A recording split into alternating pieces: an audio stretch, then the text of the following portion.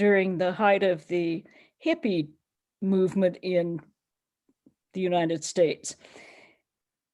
We came down on vacation. When I say we, a group of 6 in a Volkswagen bus, typical hippies, and happened to be taken to the living room of the Santa Barbara convent where Swami was sitting there. Swami Prabhavananda was sitting in the living room reading the newspaper. And he greeted us all as if he had known us his whole life and invited us to sit and chat with him. We did not once mention religion. Not once. He was asking, well, what is your stand on the Vietnam War? How do you feel about women's liberation? What do you think of Martin Luther King? And we were talking politics. And I was fresh back from living in Hawaii where I'd been teaching, met him and thought, well, I'm between teaching jobs. I can move down here. Who knows why? As I say, we discussed politics, and I was not particularly a political person. Anyway, we moved down the next year and lived in Santa Barbara for 3 years before I joined the convent in 1972. Now, I felt Swami allowed me to feel extreme ease with him. I never had a feeling of awe when I met him, ever. The immediate thing was, oh, he's just like my grandfather. This is so familiar. I love him. And that was it. So when I moved in, which I didn't really want to be a nun, though he had teased me at gospel readings for 2 years. He would look at me at the gospel reading and say, I'm going to make you into a nun. And I'd go, oh, Swami, you're barking up the wrong tree. I don't want to be a nun. I'm going to make you into a nun. And I would go, mm-mm. Well, finally I went, But it was with stipulations. I went to see him and I said, Swami, I've read in a couple, 3 places that in order to get the most from your guru, you should live with them, live near them, see them through day and night, and be very familiar with them. So I think I should move into the convent because you're pretty old, and I'll stay as long as you're alive. He looked at me and he smiled and he said, all right. That was close to 50 years ago. So here I still am, I don't know. Wow. Anyway, after moving in, we had, he had just recovered from a massive heart attack. So his health was rather frail. And I'm going to bring in one of the nuns now. I don't know, some of you in India may have heard of what they call the Panchapranas, which were the first 5 sannyasinis in the world. And they were here in Southern California. That was Sardaprana, Bordaprana, Prabhaprana, Yogaprana, and Satyaprana. When I moved into Santa Barbara, Satyaprana, Prabhaprana, and Bordaprana all lived here. So I had the good fortune to live with them. When you mean Panchaprana, were they nuns before Sardhamat? Was it? Yes, they had taken sannyas before Sardhamat. And when they visited India, they were known all over India as the Panchapranas. So they were the original nuns of the order then, in that sense. The first ones to get sannyas vows. Yes. So Satyaprana was in here and she was getting a little older and she was cooking for Swami Prabhavananda for suppers. And she came out one night and he could be fairly picky and fairly demanding. And she came out and she was in kind of a huff and she said, well, that's the end. I'm not going to do this anymore. He just complains about everything. And being rather stupid and naive, I went, I'll do it. And she said, okay. So from then on, I kind of this is what I call the grace of God coming down, because I had been in the convent a month and a half, and I got immediately to start giving him personal service for the rest of his life. When I would go in to feed him supper, he would often be walking around his room saluting the pictures. And I remember one night I walked in and he said to me, "Can you see her? She's right here." And I kind of looked at him and wondered what was going on and looked around to see who he was talking about. And it was Holy Mother. He was at her picture and he would say, "Don't you see her? She's moving right here. She's with us." And due to another fiasco in my life anyway, he would not allow me to go to Vespers during the first part. He said, "You have to stay down in my room with me, so you're here when I need something." Well, I thought, okay, but as a new nun, shouldn't I be at Vespers? Sometimes we just don't realize how much grace we have. We really don't see it. There was another wonderful thing that used to happen every year. Santa Barbara and Southern California would close down and give no lectures during the summer. So basically all the centers were closed. And the other swamis from the United States would come to Southern California for vacation, or Northern California to Tahoe. So we had every summer, Swami Pavitrananda came and stayed with us for about 2 weeks in Santa Barbara. And he and Swami Prabhavananda were so close. One of our best memories was the two of them trying to take leave of each other. And Swami Pavitrananda came in to take the dust of Swami Prabhavananda's feet. Well, Swami Prabhavananda leapt up and grabbed Swami Pavitrananda by the arms. And it was like they were dancing around the living room, both trying to take the dust of each other's feet. Wow. Swami Pavitrananda used to come in every morning when I'd be cooking breakfast, and we have a piano in the living room. So he would sit down and he would play the piano, and it was so peaceful and set such a mood for everyone coming back from the shrine and sitting down to the table. The other part about Swami Prabhavananda is when he decided to scold you, and he did give scoldings, they were always in public. It was always in front of a lot of people. Why do you think that was? Well, I tell you what, it did tend to get rid of your ego pretty fast. Yeah, I can imagine. And I remember once when I was in Hollywood cooking for Swami, I walked into his room and he started on something. I don't even know what it was about. And he yelled and yelled and yelled and yelled and yelled. And pretty soon I was in tears and I was running out of his room. And Swami Chaitanananda, who was brand new, turned to me and he said, "You know, a guru's scolding is a great blessing." Well, being of the temperament that I am, I turned on him and I said, "Do you think I'd put up with this from anyone else?" Also with Swami Prabhavananda, we always had Swami Krishnananda.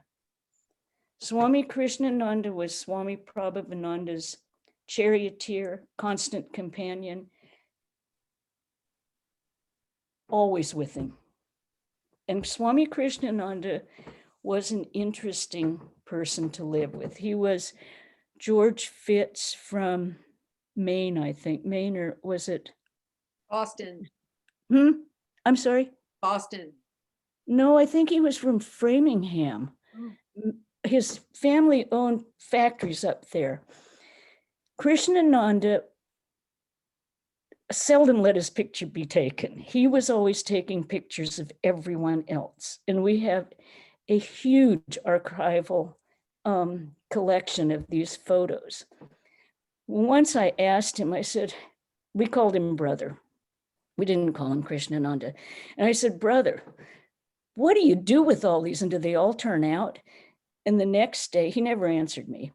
The next day, he handed me a stack of photos, about probably 50 of them. And they were the corners of ceilings, and they were people's thumbs, and they were feet, and there was this and that. He took these hip shots out of his pocket.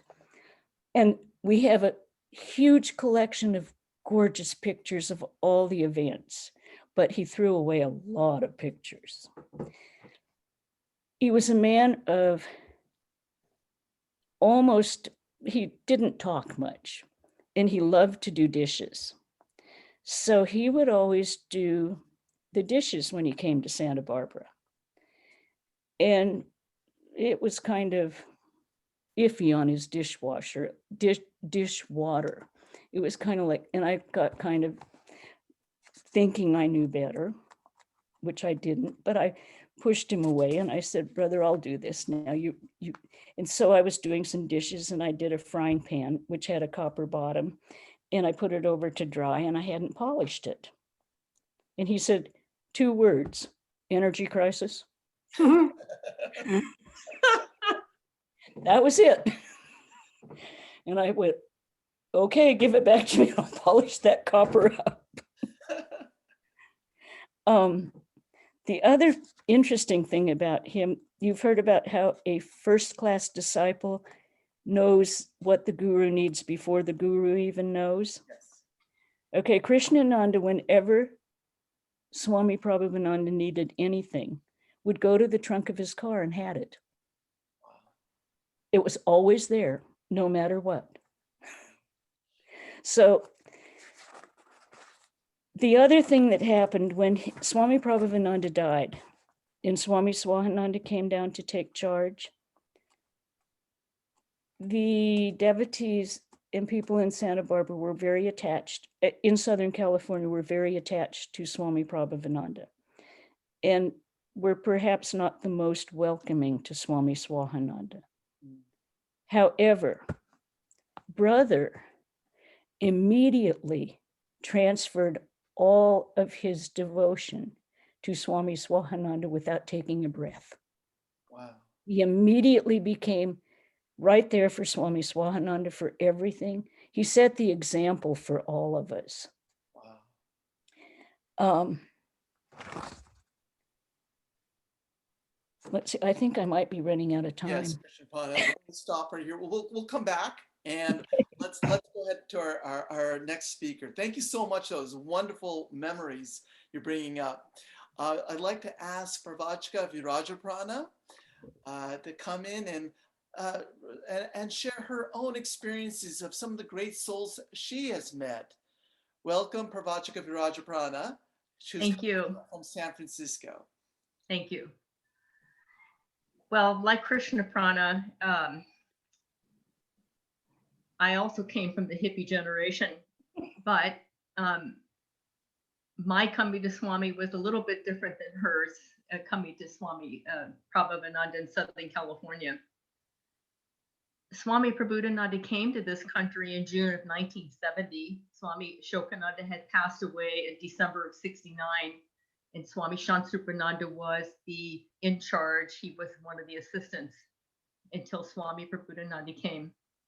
So when Swami first came to this country, he was 40 years old. And when I met Swami maybe 6 months after he came to this country, and I had just turned 23. So that was a long time ago. So yeah, there's Swami.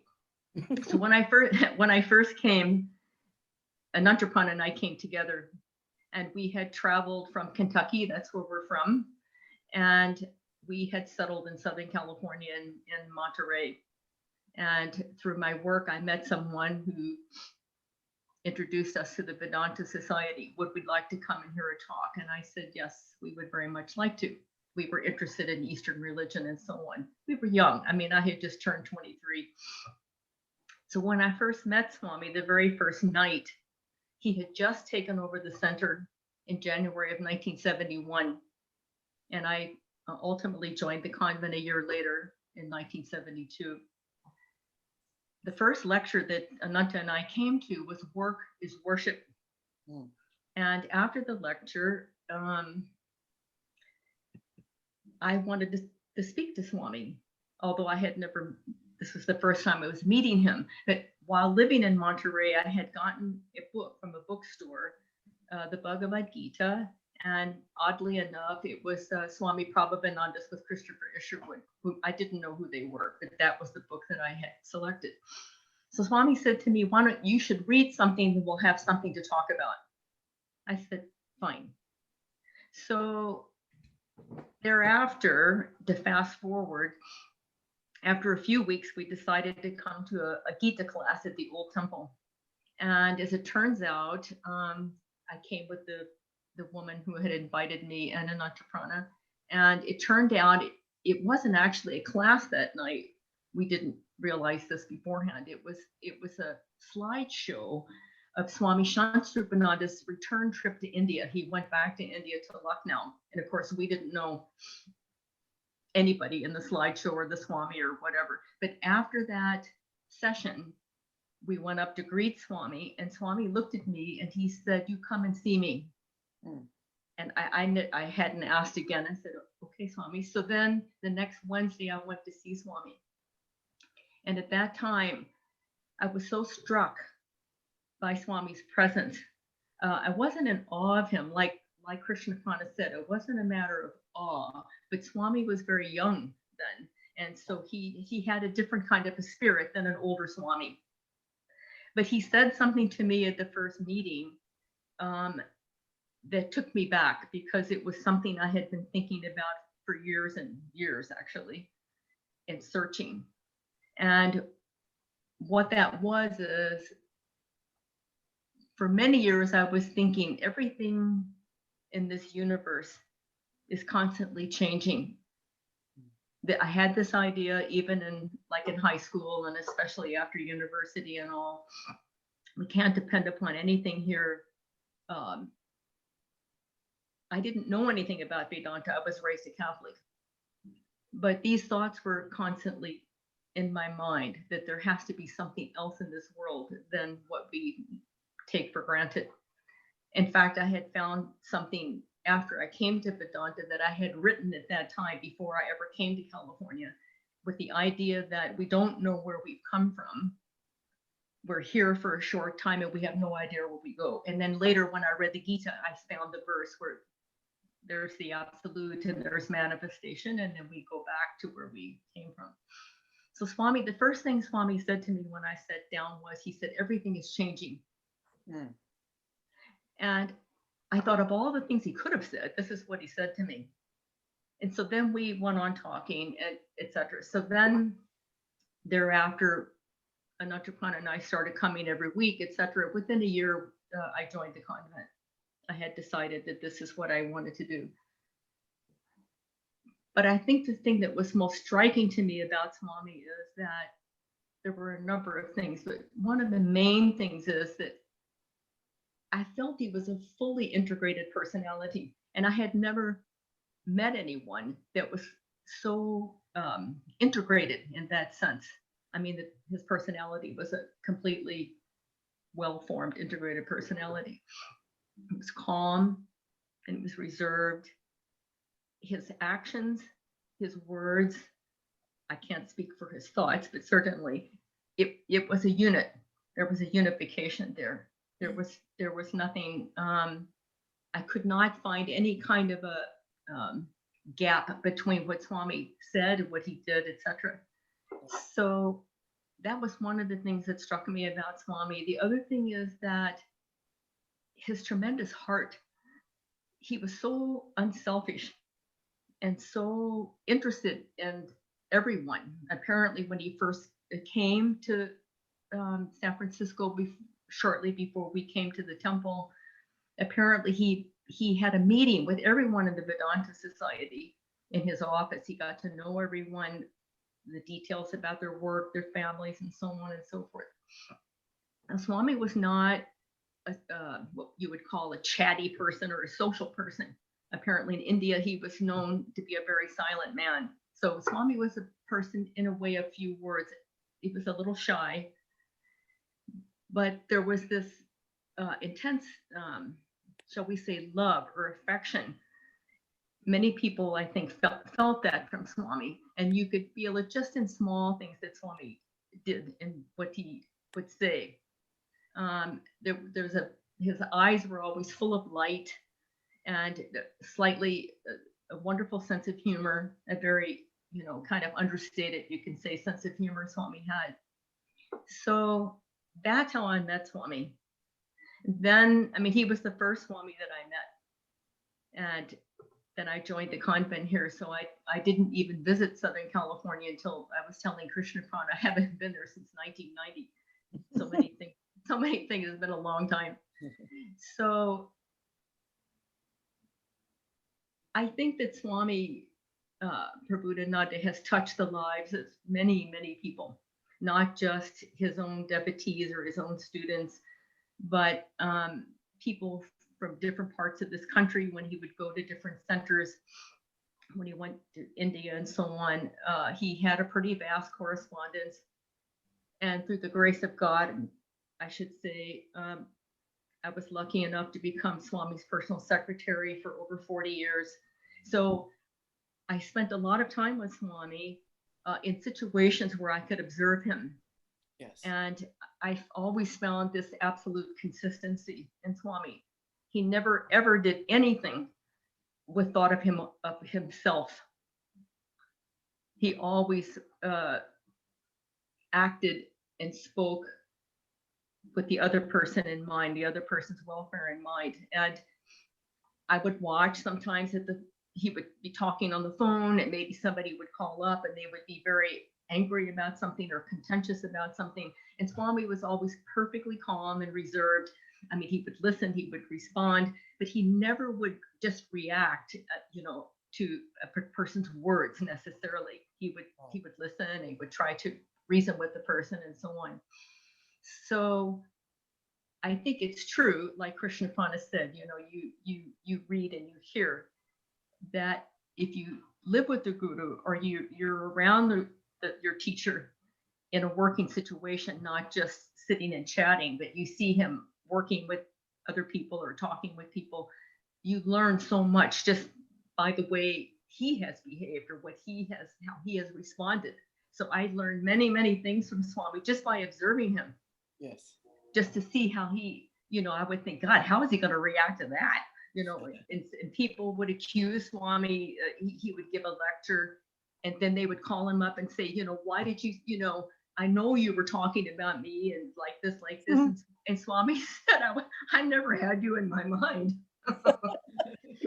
So I think that the Swamis often become kind of the scapegoat for people's problems, etc. But Swami always handled that very well. The other thing about Swami is that he started a lot of activities in the Vedanta Society Center, probably much to the horror of Swami Ashokananda's disciples, I suppose. But in India, because he was from Bangalore, the center was very lively and there was always something going on. So Swami felt that there should always be something going on in the temple for the devotees. So he started out, we were going to have a Sanskrit chanting class. It was actually pretty funny. And he started out, it was on a Saturday evening, and we had a gospel reading class. And there were quite a few old devotees there from Swami Ashokananda's time. There was an Untitled and I, and maybe one or two other younger people. And Swami started, with the peace chants and like that. And so after about a month, I think he kind of figured out that there were just a couple of us actually chanting. So he slowly kind of gave that up and eventually started a chanting class for the convent. And we had that all the way up to the time when he got sick towards the end. So like that, he started many things. So almost every day at the temple, there was something. Either if he went to Ulima, he had classes and things there. He had class at the convent and the chant class and so on. And he had the scripture class on Fridays and gospel reading on Saturday, etc. So he always wanted to keep the devotees engaged and in touch. And then I used to observe, like around puja times, he would observe who wasn't there at the temple, and then he would follow up, or he'd have Bonnie, who was our secretary at that time. You know, what happened to so-and-so? And I didn't see so-and-so. And he would phone these people. He would send prasad to them, etc. Many people were really touched by Swami's affection, I should say, really. He was a very affectionate person. So he was always concerned about people. When the devotees would come to serve at the temple, he would often call them in, send prasad for their children, etc., etc. So his focus was always on other people, never on himself. That's one. Then another thing that really struck me about Swami was his tremendous self-control. I know in the late 80s, Swami came very close to having a major heart attack, very close. And he escaped. He actually joked about it in a lecture afterwards. He was supposed to go to Iceland for a retreat right after our Memorial Day retreat. And he ended up in the hospital with a triple bypass surgery. And when he was released from that and he was giving a lecture, he said, you see, we make all sorts of plans in the human world. You know, man proposes and God disposes. He said, I was planning to go to Iceland for a retreat, and I ended up in Kaiser Hospital.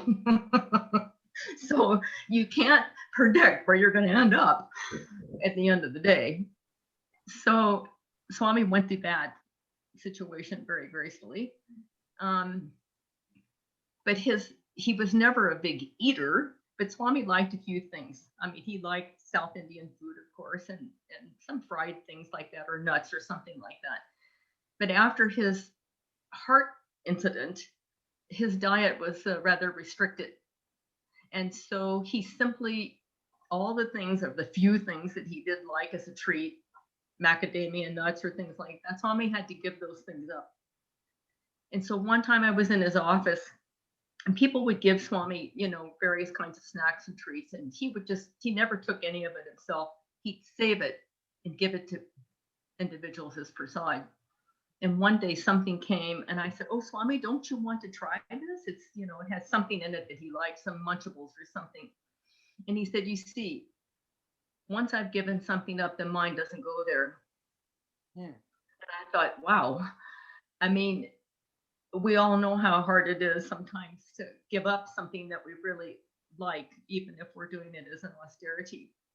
Right. And he wasn't saying that just to say it. Literally, his mind simply, that was it. The doctor said, don't take this or this or that. That was the end of it. Swami never bothered with it again. So he had tremendous self-control in that sense. I mean, control over his appetite, etc. There are many things. Thank you. So I think this is a good point just to take a pause, and yes. We'll come back to Swamiji. Yes. Other questions I'd like to ask. At this point, I'd like to invite our next speaker, Pravachika Gitaprana from Ridgely. And Pravachika Gitaprana, thank you so much for coming. She's back in the East Coast, and I know it's way past her bedtime right now. So we're thankful to have her here. And we'd like to hear your stories, Pravachika Gitaprana, of Swamis or Pravachikas you have met. Thank you. I knew Swami Krishnananda and I knew Swami Prabhudananda, but I never met Swami Prabhupada. But anyway, like Krishnaprana and like Virajaprana, I'm a little younger than they are, but I grew up in Berkeley and in the 60s. And if you don't know what that means, Berkeley, California in the 1960s was kind of, Berkeley and San Francisco were the epicenter of the hippie movement. And so kids that grew up in Berkeley were strongly influenced by everything that was going on. So the other thing that you need to know is that my aunt, Dorothy Madison, was a disciple of Swami Ashokananda, who had been at the San Francisco Center. She met him when she was 17 in the 1930s. And she had 6 younger brothers and sisters, and she more or less brought them all to Swami Ashokananda and later to Vedanta, although some of them were less, in fact, all of them were less involved than she was. So when I was 12 or 13, I had some interest I had heard from my mother a little bit about Vedanta, and I had some interest in going to a lecture, and Swami Swahananda was the head of the Berkeley Center then. And so I went with my aunt when I was 12 or 13 to one of his lectures at the Berkeley Center. And you have to remember, I'm like a wannabe hippie kid going into the Vedanta societies whose Sunday format is very, very formal and very reminiscent of Christian church. And so I heard the lecture, and then my aunt at the reception line, when everyone went through to say hello to the Swami, my aunt decided that I should go through. And she more or less grabbed me and shoved me up in front of Swami Swahananda and said, "This is my niece and she can cook. Would you like her to cook for you?" And being 12 or 13, I was humiliated. And I'm like, oh my God. And he looked at me and he said, "Well, maybe in a few years." And the funny thing was, later on, that happened, but there were a whole lot of years in between where I decided, hey, wait a minute, this is just like any other place, and everyone here is, at least there are no kids like me, there's no kids here, and this is just way too establishment for me. And so I kind of thought, no, I don't want to have anything to do with the Vedanta societies. And so for a long, long time, I just kind of pursued spirituality on my own. And I was going to school in Washington State, and my mother, who had been a member of the Berkeley Vedanta Society, passed away. And I had to go back to California to arrange for her memorial and things. And so that brought me back to the Vedanta Society for the first time in, I don't know what, 10, 12 years. I was 23 at the time. And I met Swami Swananda. And not many people know Swami not Swaha, Swananda, because he was only in this country for less than 10 years, I think. And, but he really made an impression on me, and was a little bit, I guess you could say, of a rebel himself. And what I really liked about him was he was very, very, he spoke the truth in a very low-key way, but nevertheless, it was the truth. And for someone who grew up in that era, that was the kind of thing that was, yeah, right, he's a little bit of a rebel, and he speaks the truth, and he's a Swami, and he's very Advaitic, very non-dual. So I thought, okay. And meanwhile, I realized that, I really needed a teacher. And so I moved back to Berkeley to be around the Vedanta Society. So I was only there for a couple of years before I went to Hollywood. But in that time, Swami Swananda had a whole group of young people. We were all, between the ages of 20 and 26 or 7.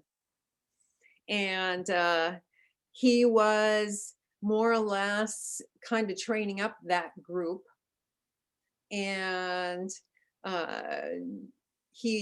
what we would do is go and give service whenever we could. But what I remember most about him, first of all, is he was very, very open-minded. And he knew quite a bit about various spiritual traditions.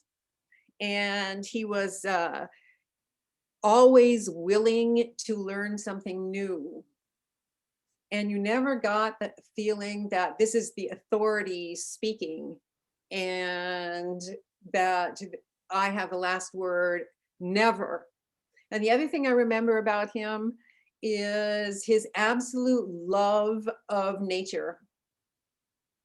That he was at his most happy when he took whoever happened to be at the Vedanta Society at the time, and we would go hiking up in the Oakland Hills. And the Vedanta Society arranged to have like a summer retreat camp up in the Sierras every year. We called it Camp Mukti. And whoever could come would come, and we'd spend a couple weeks camping out and hiking around and doing meditation and listening to talks. And it was all so natural. It was so informal, just the kind of thing. So there was not much, with young people at any rate, there was not much of a need for him to scold people, or if he was, I remember one time there was some brouhaha happening in the center, and I said to him, well, she should have shut it. And he said, what? The world has always got to do what you think it ought to do. And I learned that lesson right then and there, that's all he had to say. But he was very humble, and he would not make disciples. He would say, I only have one disciple, and that's me.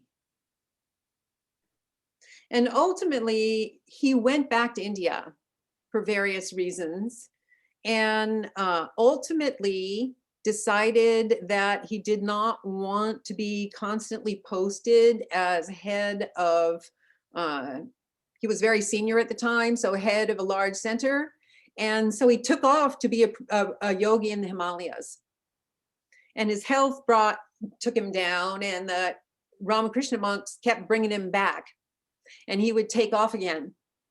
So ultimately, he decided that he was not really suited to be, that he needed a lot more work on himself, I think. And that was also very much like him. He was very, very austere, more like a yogi than possibly most of the swamis that I've met in this country at any rate. He loved Swami Tathagatananda. They were really good friends, and they were opposites. And I remember Swami Swananda saying, do you know Swami Tathagatananda, even if we're traveling on a bus, he gets out his chandi and he loudly chants it in the back of the bus.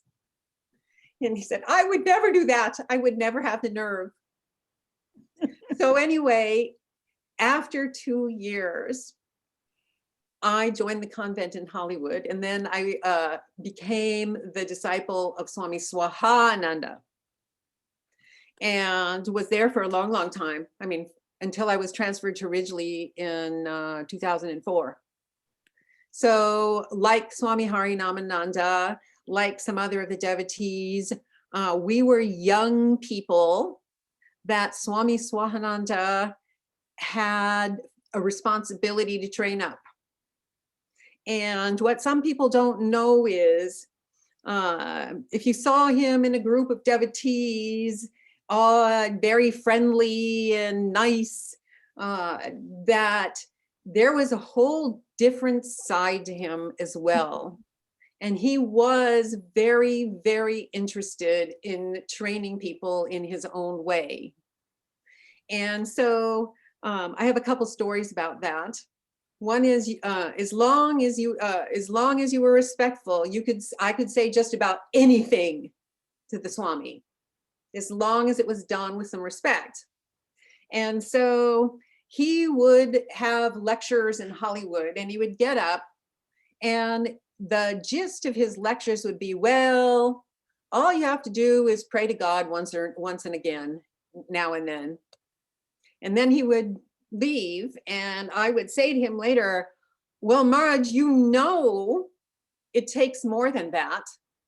You know that if a person is pursuing spiritual life, they need to do more than think about God every now and then. And he would never answer, never. And so this went on for years, and once in a while I would say the same thing to him. And then one day he turned around and he said, you see, this is what I think. I'm getting up and I'm not talking to the people who have zeal. Zeal was one of his favorite words. And I'm not talking to them, because the people with zeal will always find their way and they don't need me. They'll always be able to find a way to move forward. I'm talking to the possibly one person sitting in the temple whose life is hanging by a thread. That's who I'm talking to. And I thought, wow, that's pretty amazing. That he would actually, he had great compassion, as I'm sure anyone who knows him knows. The other thing is that occasionally, though, he would be a little bit sharp. And one of the things that he said to me, often what he said was in very like sutra style, 3 or 4 words, the first thing out of his mouth. So I was on some committee or another. I was just telling this story and Ask the Sisters. I was on some committee or another in Hollywood, and probably the rental committee, and it was a little contentious every now and then. And so foolishly, without even thinking, I happened to be in Swami's room, Swami Shradha, and said to him something like, well, I think being on the rental committee is wrecking my life. I just said it kind of glibly. And I had not even shut my mouth. And he turned around and he shouted at me, you have no life. And what that totally came home to me, because what it meant was it was referring to the fact that I was a sannyasini and that I had given up any of my life. And that I only lived, my life was to serve, and to serve the Vedanta Society, and to serve Sri Ramakrishna and those kinds of things. And I got it, boy, and I have never forgotten that. The other thing is sometimes, like Krishnaprana said about Swami Prabhavananda, Swami Shradha also favored public scolding. And, or as Swami Harinamananda knows, he could turn the most organized event into chaos for your benefit. And so what he did to me constantly was, for many years, I was the one that arranged when Hollywood had pujas. I was the one that arranged all the items and set it all up and cleaned it all up and did the, and Swami would decide in the middle of the puja to rearrange the program. And he'd say, no, we're not going to do this. We're going to do this. And then, you know, there's 200 people there. There would be chaos because nobody would know what to do or where to go. And then he would start raising his voice. And pretty soon he would be yelling at me, take those trays away. No, bring them back. Take them away. Bring them back. Put them here. Put them there. And I had figured out, okay, I'm just a pair of hands. So I'll just do, it's okay. And sometimes devotees would say, you shouldn't let him yell at you like that. And I said, well, you know, I have a really good relationship with him. It doesn't bother me. But after I got sannyas, he never did it again. And ultimately, I think even when I was at Ridgely, I can tell you another funny story. I was at Ridgely, and Swami Shradha was worried that I was there pretty much by myself. So he would propose all these kinds of people to come here that I knew would be a little bit problematic. And I had heard on the grapevine that one of those problematic people was looking for a place to live. And I was visiting Hollywood at the time, and someone said, Swami wants to see you.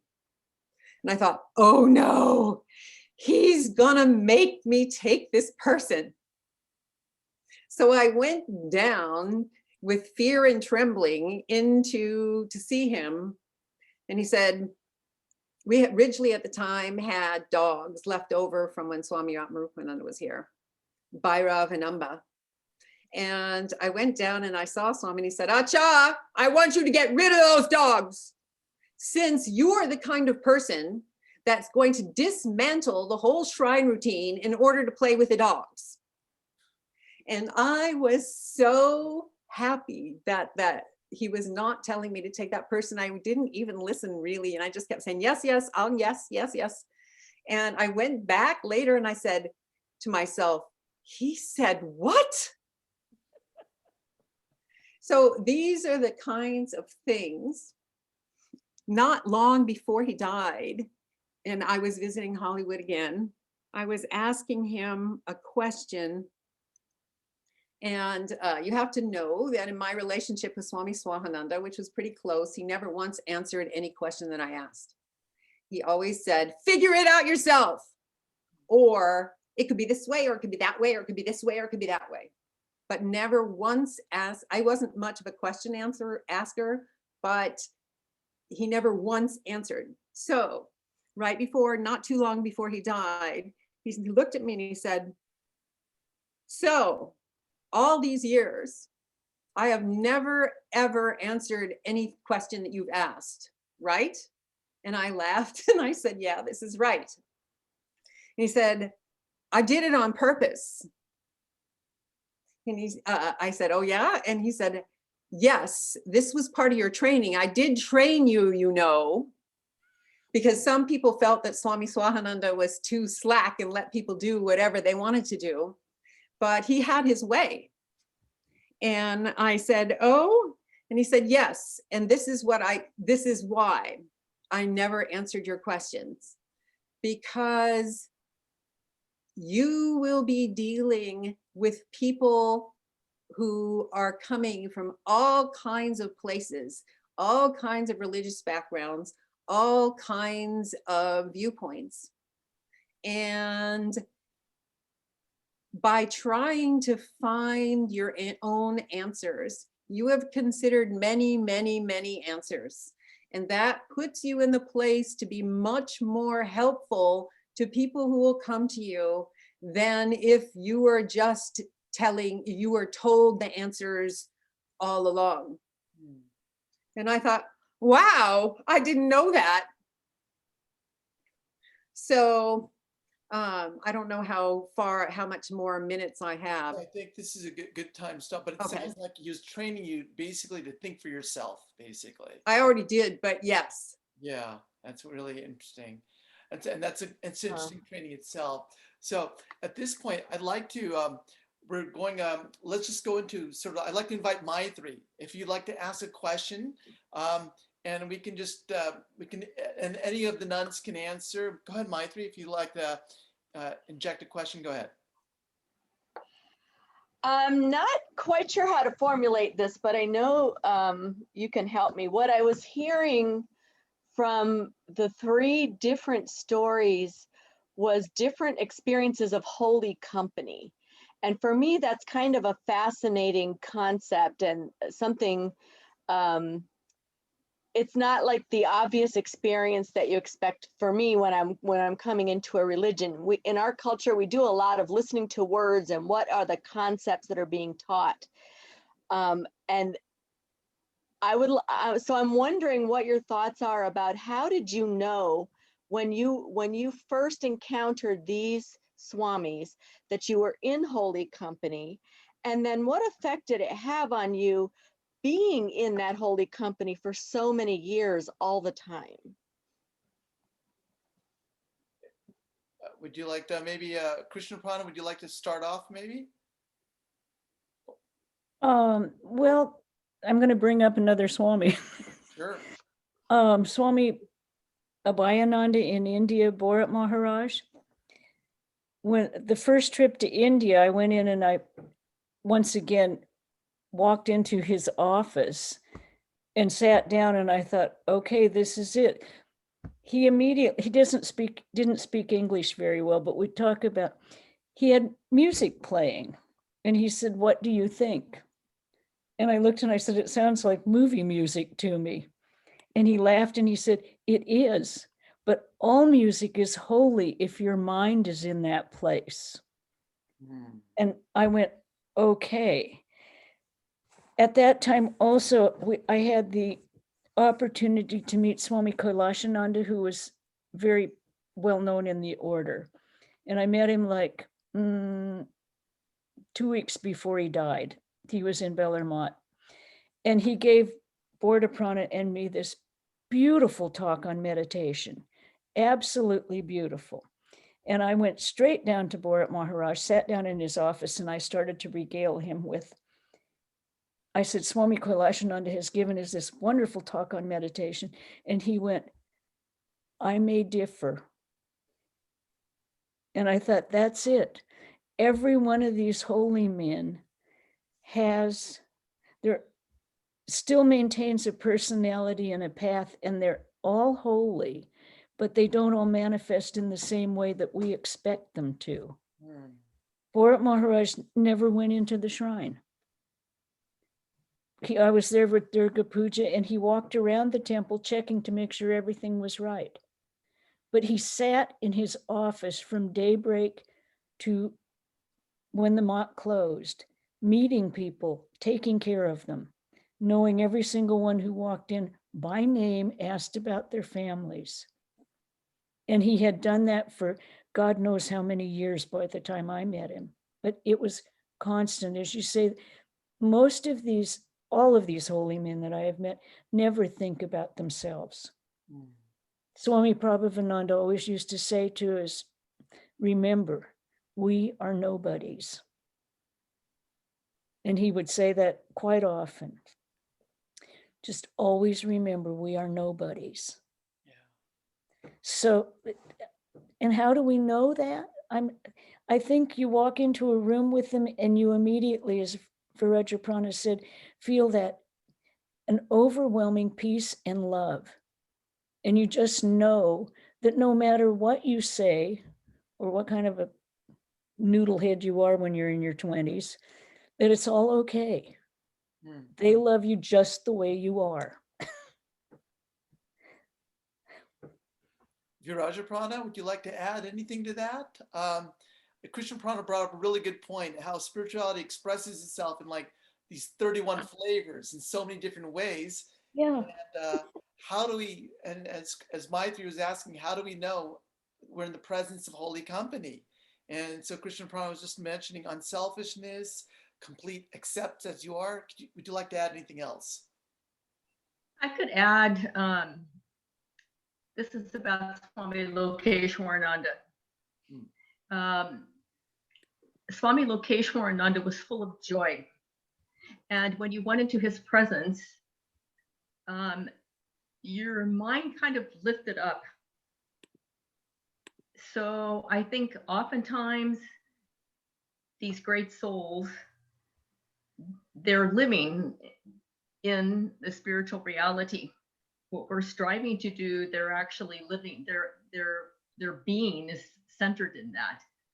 So they're not thinking of themselves, they're thinking of other people, but there's this underlying joy. In Swami Prabhupada, it was a very deep, deep joy. You could feel it, definitely feel it. Swami Lokeshwarananda, it was more manifest on the outside. So I would say there's this joy. And when you come into the presence of a holy person, your mind lifts up. So sometimes whatever questions you might have, or they disappear. Everything seems to be resolved because you don't seem to have any questions. Everything seems settled. You feel settled inside.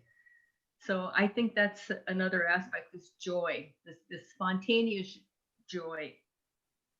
And also the fact that your mind lifts up at that time. And these spiritual realities seem, yes, it's possible. I also can attain this, or I also can achieve something. Right. So I think both of those things are there. I've often sometimes heard that in the presence of Swami Swahananji, devotees would be there, and sometimes it's not that their questions get answered, it's not that it's solved, but they get dissolved. That's Exactly. how to think Exactly. about it. Exactly. Wonderful. Thank you for Gitaprana. Would you like to add anything else to this? Only one thing this is an addition. The definition of holy company. There's one thing about holy people, and I totally agree with Krishnaprana and Virajaprana, but I don't personally limit the definition of holy people to swamis and nuns. Right. That I feel that anytime you're in the presence of someone who has devoted their life to the divine, whether they're a lay person or a monastic, is keeping holy company. And of course, because of my aunt, who actually had devoted her whole life to Vedanta, and her friends at the San Francisco Center, like Sister Gargi and those people, I was in awe of those women. They had their quirks, but that was their life.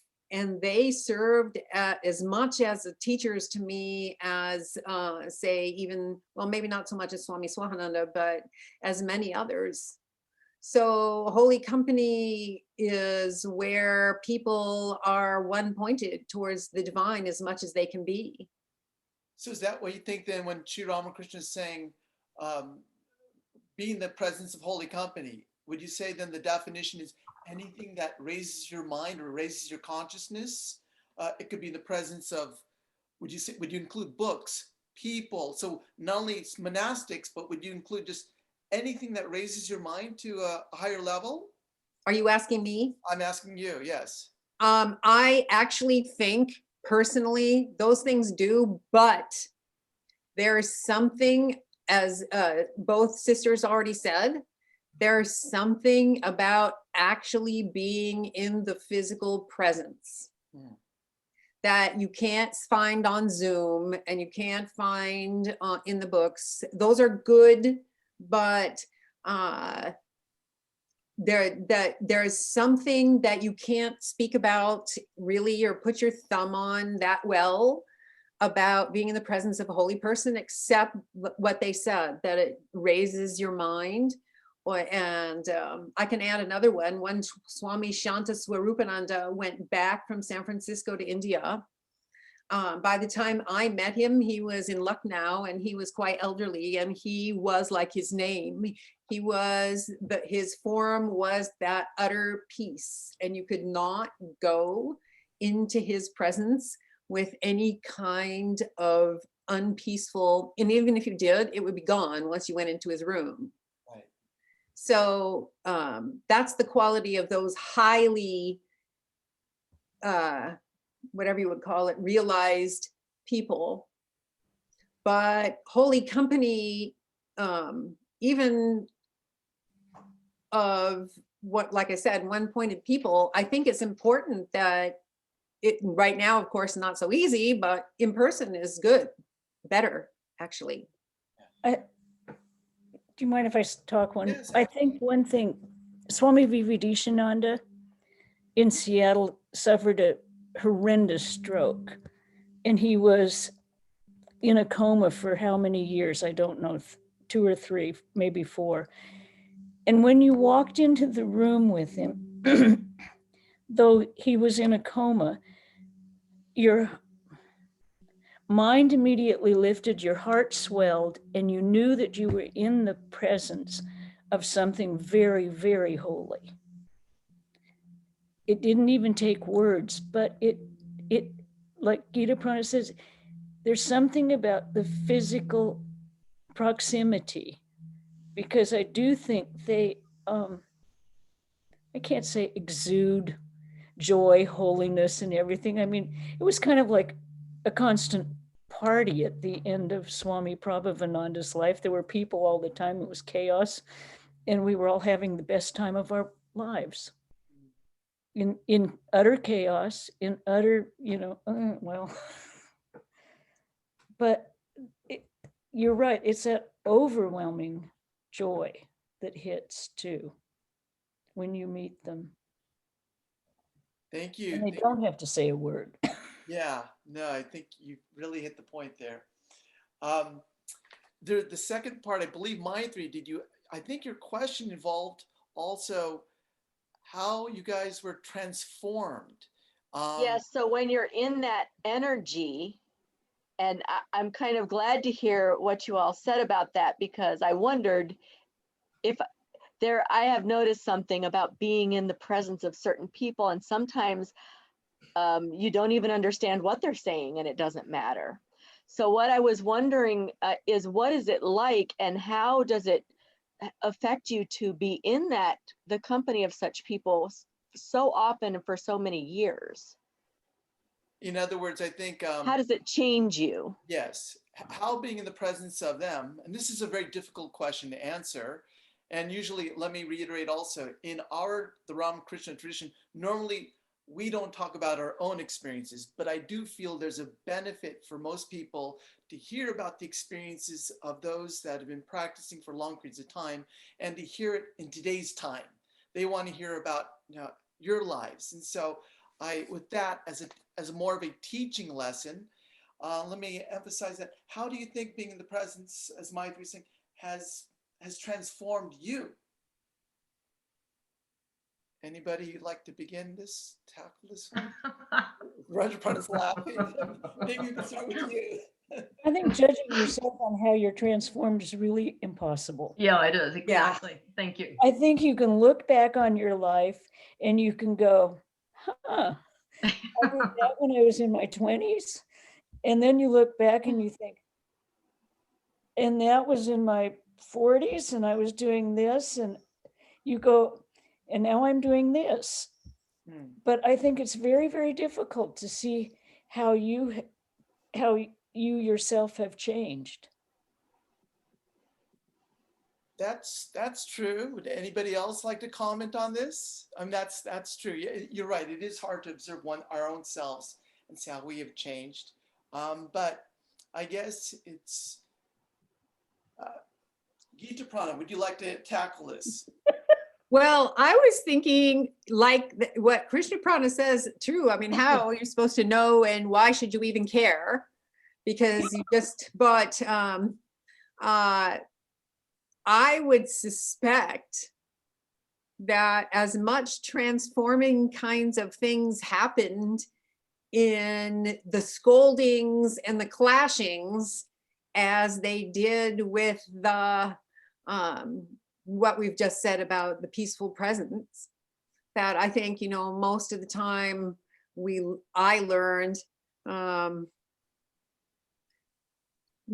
just silly one-liner things were more transforming for me in the long run than any kind of and I know Swami Swahananda kind of took a cynical view. I'm thinking of, you might have even been there, Hari Namananda, after he had his hematoma, and he had people who had to watch him. I remember I was in his room being the watcher once, and all of a sudden, all these young new monks and nuns came trooping in and said to him, well, Swami Sarvadevananda says we should sit at the feet of the holy man. And Swami looked at me and I looked at him and I thought, he's not going to open his mouth. And he didn't. He would not. And what I learned from that is the time and place and atmosphere have to be right. Right? For most of this kind of, for almost any of the swamis that I've ever met, the best, you can't just get in their face. Right. That it's best to wait for the right time and place for things to happen. And those things are probably more transforming than anything else. And I think you mentioned also in the sense that it sounds like they're also planting seeds. The whole time we're in their process, they're planting seeds, and when they'll sprout, we don't know, but it takes the right environment. Would you say that, Virajaprana? Yes, Swami, I think that is true. And I know that Swami Prabhupada used to say, when people would ask or just sometimes informally, that it really isn't possible to judge your own spiritual growth. When you look back, as Krishnaprana says, maybe 10, 20 years, you can see, over a span of time, how, you have changed, how you have grown. And Swami used to say that it's not like you're going to see your mantra in golden letters or something. You're going to have a big, flash or something necessarily, but you will find that you become steadier inside. Your mind is more clear inside. You're more decisive. Things will bother you less. Something that might have bothered you for 2 weeks or 2 months earlier, in 10 minutes, it's gone. It's like, how important is this? And you've moved on. And so I think and the fact that we're all still here, that in itself, I think shows something. Many people, monastics, don't stay, they leave. So I think as Gitaprana said, whether you're a monastic or a lay person, that doesn't matter. What matters is your sincerity, your devotion, your earnestness about the goal. And if we stick on to that through thick and thin, no matter what our minds are doing, what they're remembering, if we stick to what our goal, that in itself, I think, is a sign of that we have made progress and that slowly we are becoming transformed. It's going to manifest in people in different ways, of course. Right. And there are ways that we can look at ourselves within and we can see certain things, as you meditate and you become more reflective, you see certain aspects of your personality. Others may not see it, but you see it. And so we all know very well our own, but these defects are surface. It's all just a little wave on the surface. Right. So deep down, we are that soul, we're the Atman. And none of these surface mental vibrations have anything really to do with it. They're just coming and they're going. Yes. And I remember once I read something, and I think it was an Atma Alone Abides, where Guru Das, I thought that was so beautiful. He said, he was talking to a monk, and he said, as I get older, he said, many things pass, many things, thoughts come. Maybe they're not very desirable thoughts, but he said it's like watching television or something. It just comes and it goes. Yeah. Comes and it goes. So it doesn't stick. It doesn't stimulate activity or, something like that. So I think we have to also kind of consider the nature of our minds and, our relative personalities also. And after so many years in Vedanta, we know that these things have less of, importance. And we have to function through it. It's the only way we can function. Absolutely.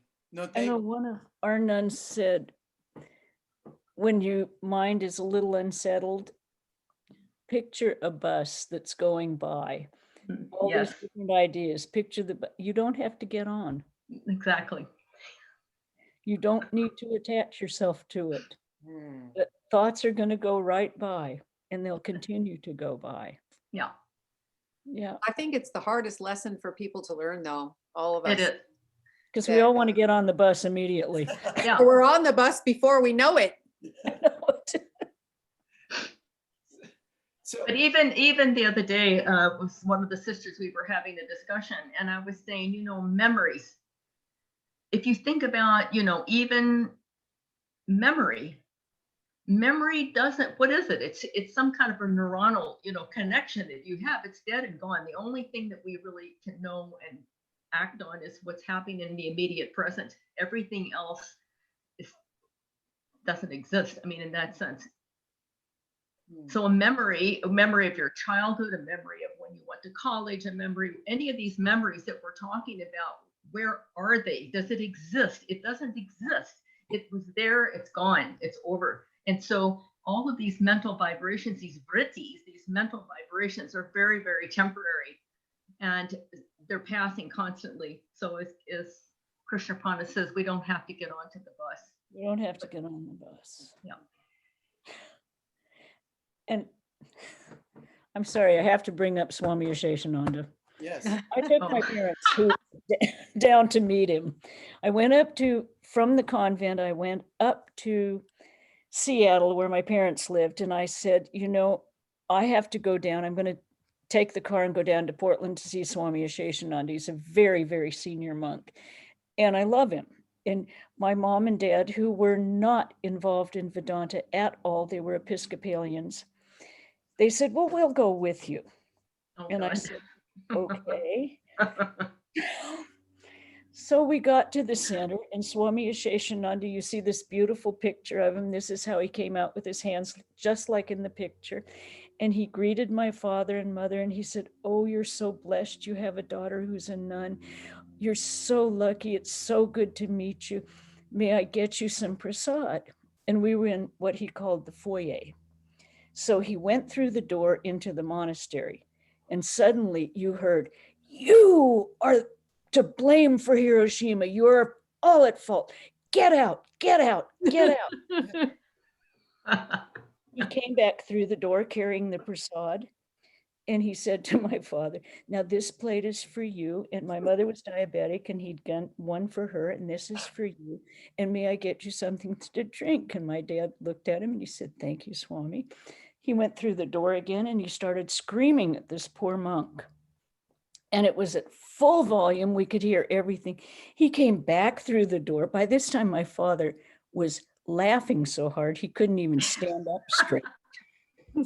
And we spent a little while with Swami, and my mom and dad said, is he always like that? And I went, yeah, kind of. They absolutely fell in love with him. So when you say, how do you feel that presence? It's there and it's tangible, and you don't even have to be interested in Vedanta per se. It's a tangible presence. But oh Lord, I was just like, what are they going to think I have gotten into now?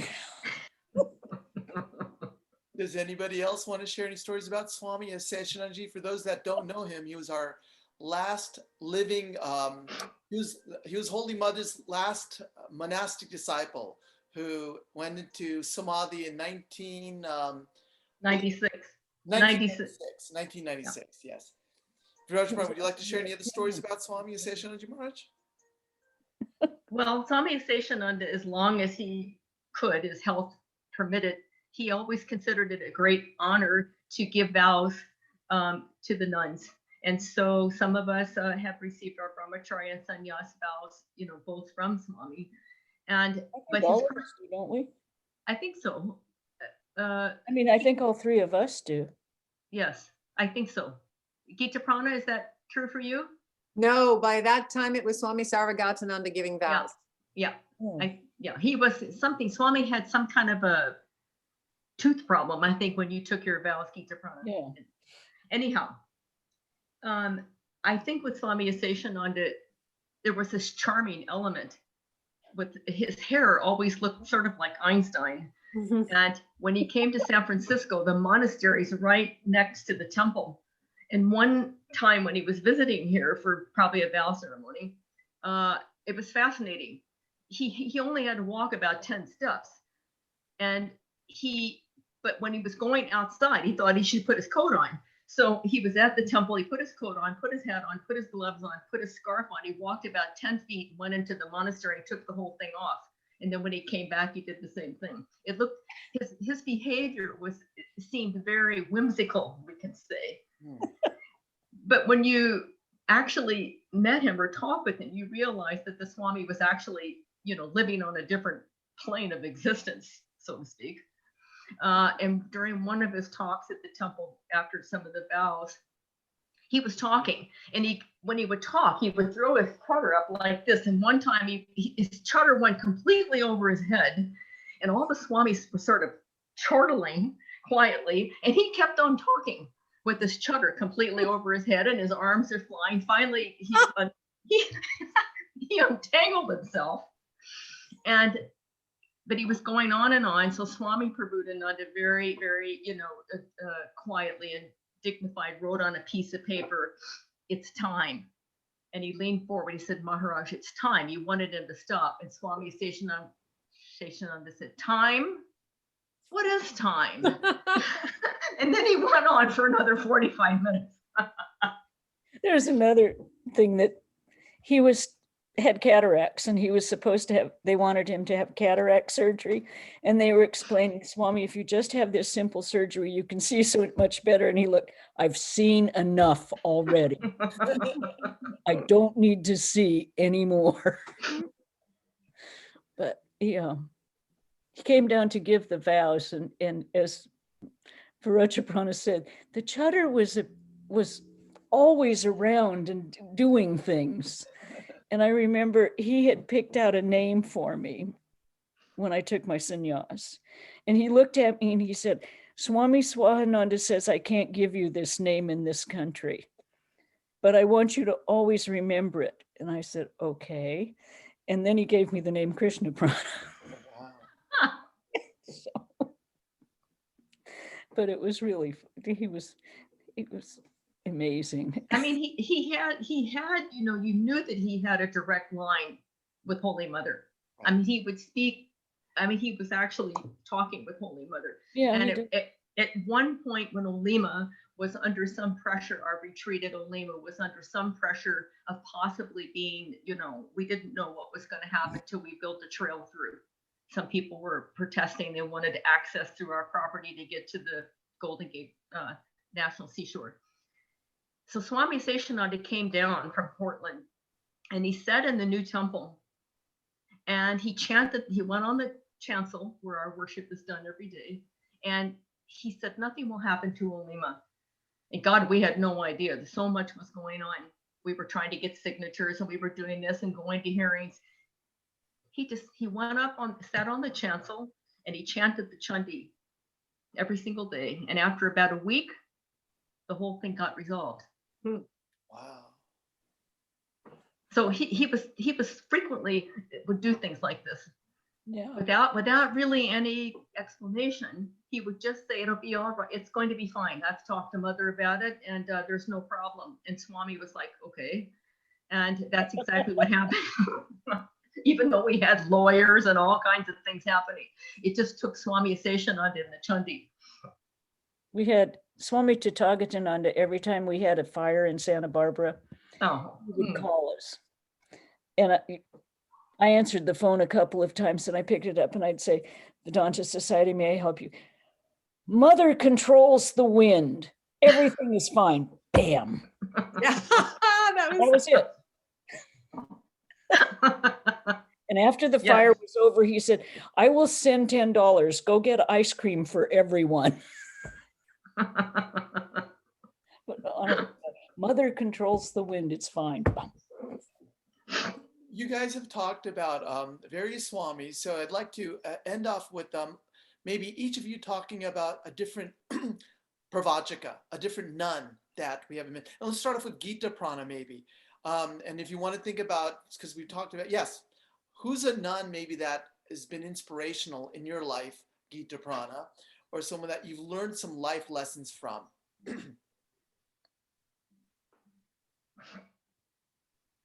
Well, I have to filter through the living and the ones who are not living. And it might be shocking for you to know, but I actually learned a lot from Bhaktiprana. That who had on the surface, one Swami Swahananda said about her, Bhaktiprana, no, it was Swami Chaitananda said, Bhaktiprana is one of the most sattvic people I know. In other words, and she was.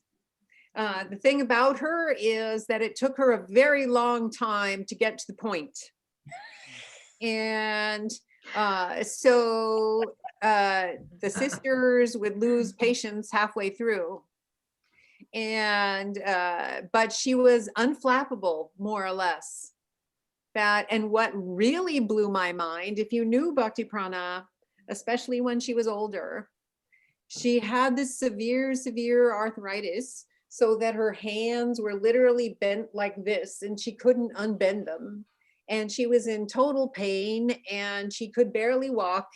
and we were having some kind of a retreat inside the convent.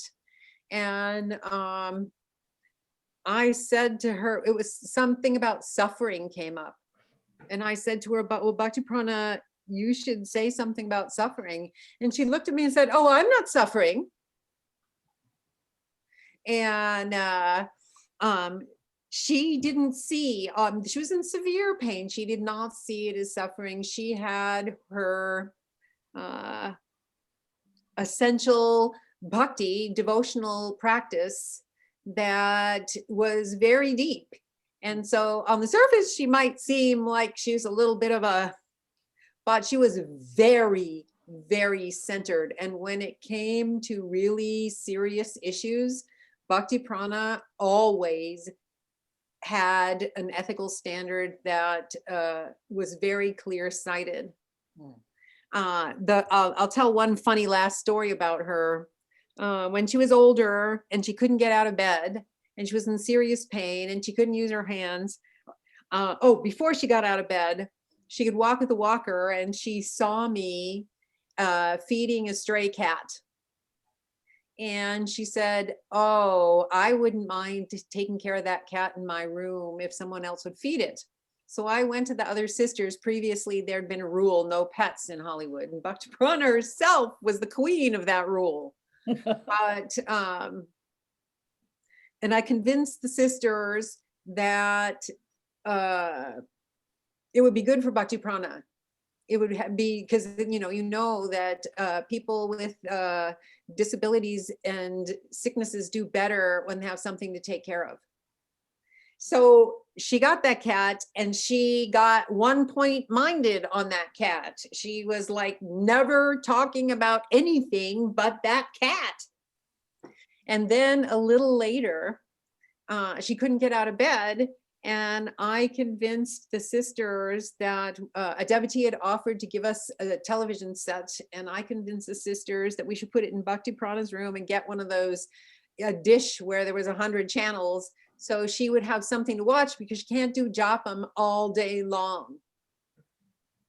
And so she got hooked on the Animal Channel, and she got hooked on Dr. Phil.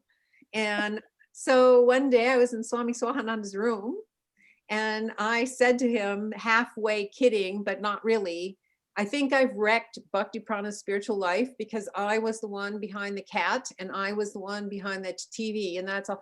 And he looked at me and said, don't be ridiculous. And it's true. When finally she knew that her time was coming over, she threw off all that stuff. I was here, but I heard from the sisters, she no longer cared. She focused on what was important. So it was a good lesson for me, because it doesn't really matter if you have a deep enough spiritual life. When you come to the end of your life, it's going to be with you no matter what.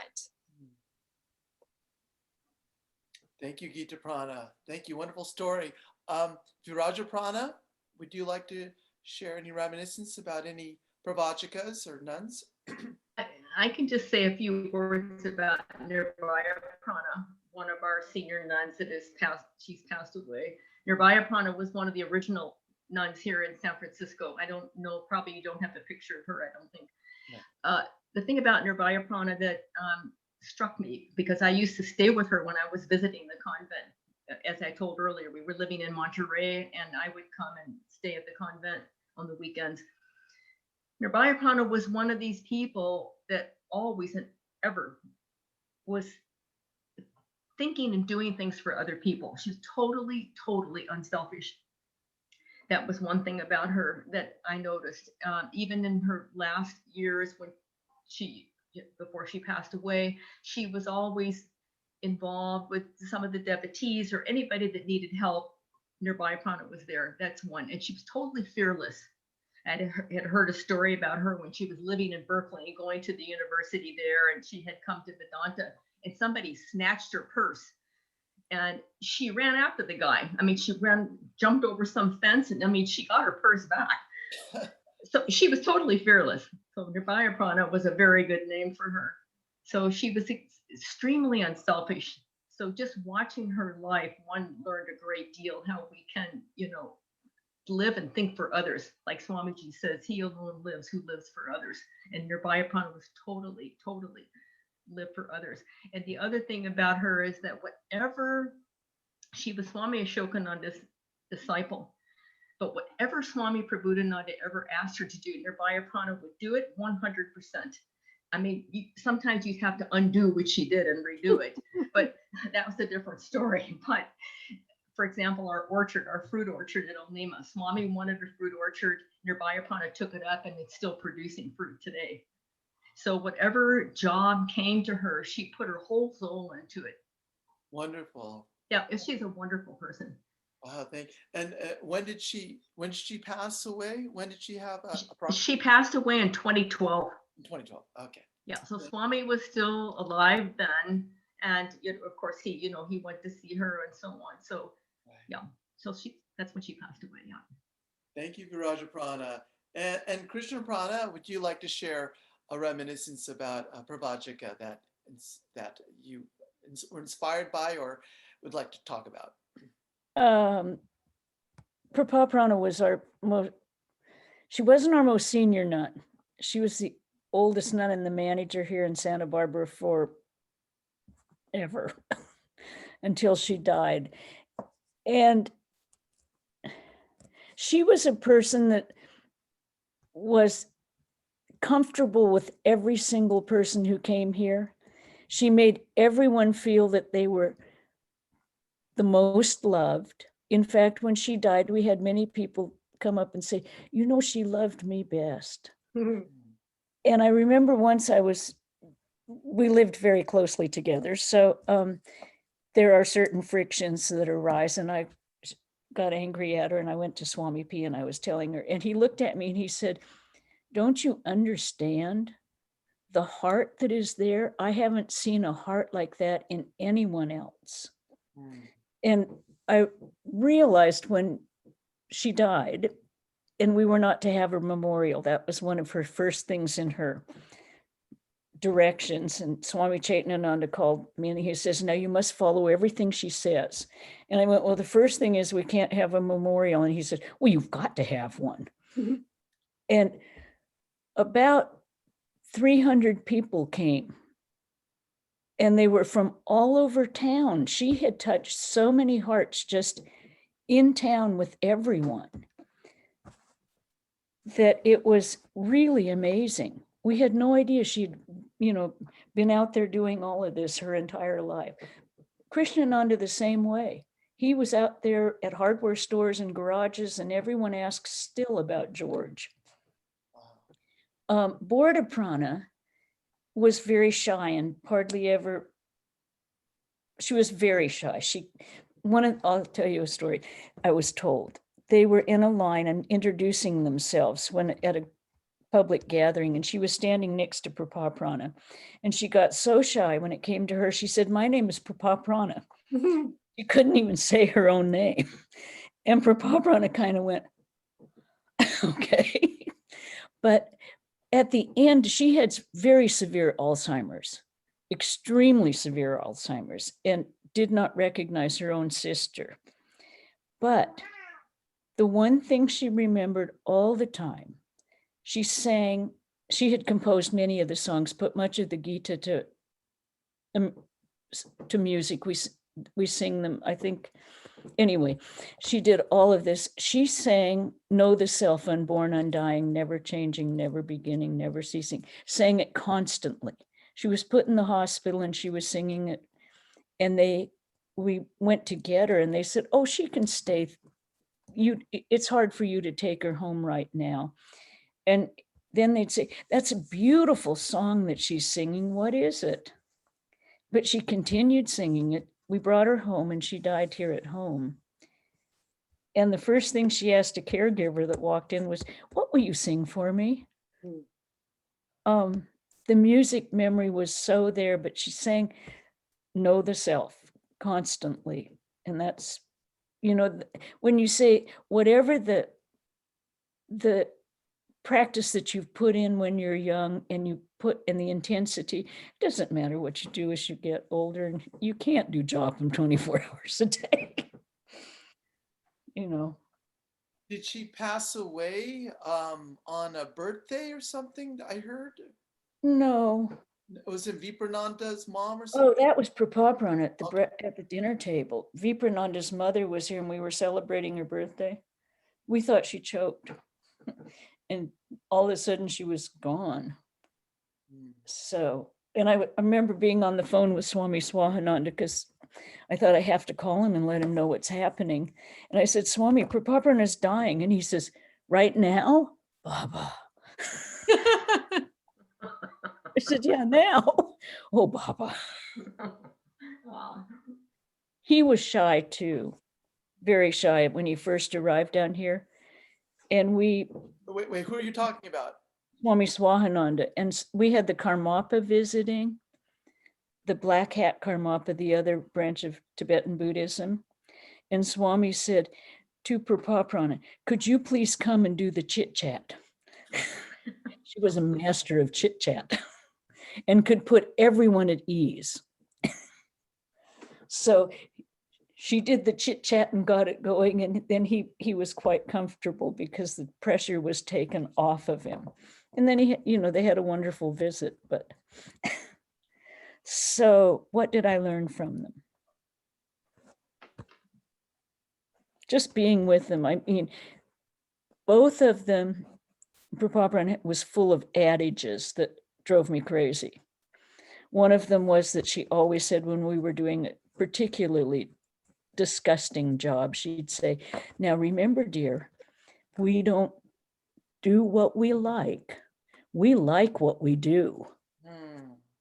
And I went, I know exactly what she means now. And, you know, Virajaprana, precise and detailed, and everything was perfect when it was in the realm of her music, the shrine, anything that she did. Her own stuff was a little chaotic, but everything that was for others, that others dealt with, was precise. We were taught, you know, put everything back exactly where you got it, always have it in place, because Maharaja taught Swami P that. Right. So, and it helps when you're in a group. Yeah, absolutely. Any other final lessons that you've learned from these great souls that you would like to share with us before we end this session? Virajaprana, any other, you gave us so many lessons you learned from Swami Prabhupada. Any other lessons from any of the great souls that that you find would be fitting for us to share with? Well, I might say something about Swami Shradhananda, who was in charge of the Sacramento Society. And Swami, we used to see Swami quite a bit for various, you know, functions and occasions. He would come, and Swami always struck me as this kind of, a very small man and kind of like a little gnome in a twinkle in his eye. Yeah, and Swami was always very, very mischievous, let's put it that way. And so one thing that I learned from Swami Shradhananda is don't take life too seriously. I can just tell a very quick funny story. Once we were coming back from Tahoe and Swami Chaitananda was in Sacramento, and Swami Shradhananda knew that we had to get back to San Francisco, but he said, oh, I think you all should stay for supper. And so we were like, okay, Swami. And then he said, and I think we should see a movie. And it kept getting later and later. And then he said, and I think when we do have supper, we're going to have chicken. He knew we were all vegetarians, you know, and he knew Swami Prabhupada probably were vegetarians for 75 years or something.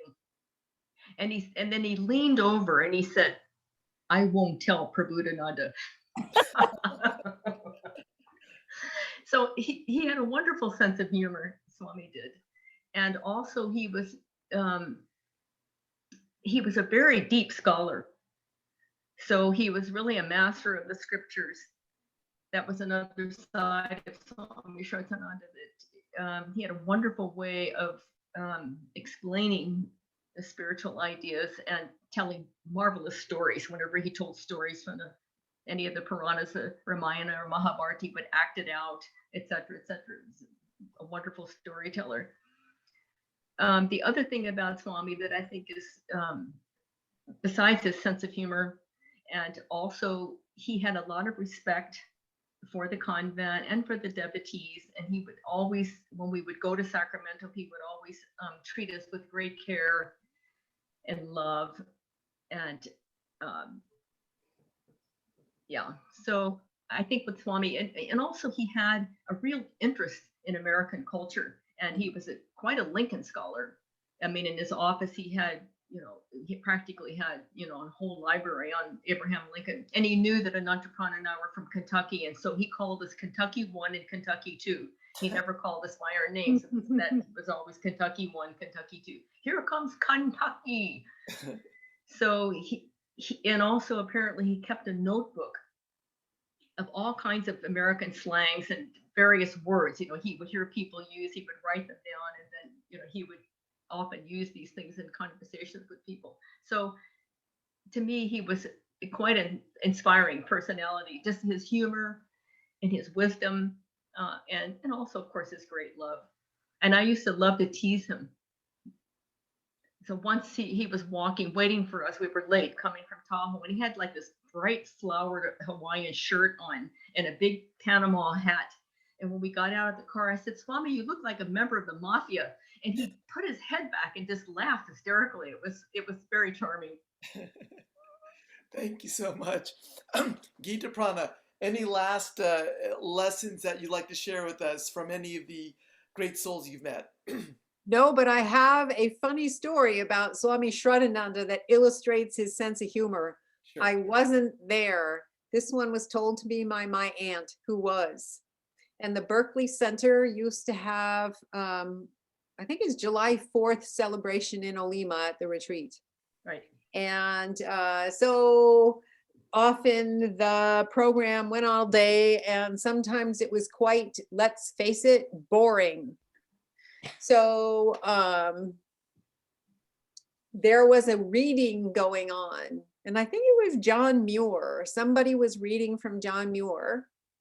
But, and as in those programs, all the Swamis would sit in the front row on folding chairs that they had brought outside for that purpose. And so this John Muir reading went on and on and on and on and on. And then the person who was reading it said, and that he was reading John Muir, and what it said was, "And then I slipped and fell and rolled to the edge of the cliff." And right exactly at that time, Swami Shradhananda fell out of his chair and rolled away. And I'm sure he did it. My aunt said, I don't know if his guru Swami Shivananda pushed him out or if he just did it for fun. Whatever it was, it caused a huge uproar. And I'm sure it's because it was a little tedious and he decided a little bit of divine humor is a good thing. I can just add a quick addendum to this. Once during 4th of July at Olima, this is near the Women's Retreat House, Swami Shradhananda fell asleep during one of the readings, and he leaned back in his chair. It was one of those same kind of chairs, and he fell backwards. And Swami Prabhupada looked over and started to laugh. and nobody, it took them quite a while to finally pick him up. Wow. Well, thank you guys so much. This is really what we call holy company. Your presence has elevated our mind, and we feel so uplifted. We do have questions from the audience here, but I think we'll have to do that at another time because in the East Coast, it's really way past their bedtime now. So out of respect for them, we should close this, and maybe we can do it at another time. So thank you so much, everyone, for all your stories, reminiscences, and your life lessons. It's really uplifting, and hopefully part of that can be inserted into us, and we can learn and grow from this. You've planted seeds within all of us. So thank you so much. So I'd like to thank my three also. My three is our Vedanta life coordinator who constructs all of this. She's got a whole bunch of questions we weren't able to get to. So maybe we can do a It's second okay. part of this. And so I'd like to close off with a chant because it's getting late for everyone.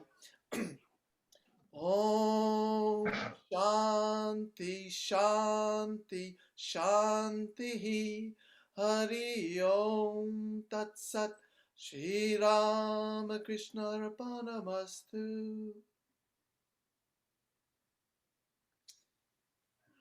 One thing we do, guys, we leave off by having everybody say goodbye to you guys. So I'm going to, if you'd like to unmute yourself, you can unmute yourselves and just say thank you to the Pravajikas and my three who've shared this. Thank you. Thank you, all of you. It was wonderful. It's wonderful. Thank you so much. Thank Thank you. you. You did. Rajika, Virajaprana, Wonderful. thank you. Thank you. Uplifting. Thanks a lot. Thank you. Hey, Mom. Thank Jai Ma. Thank you. Thank you. Thank you. Thank you, Ma. Come again. Thank you. Thank you. Thank you. God bless you.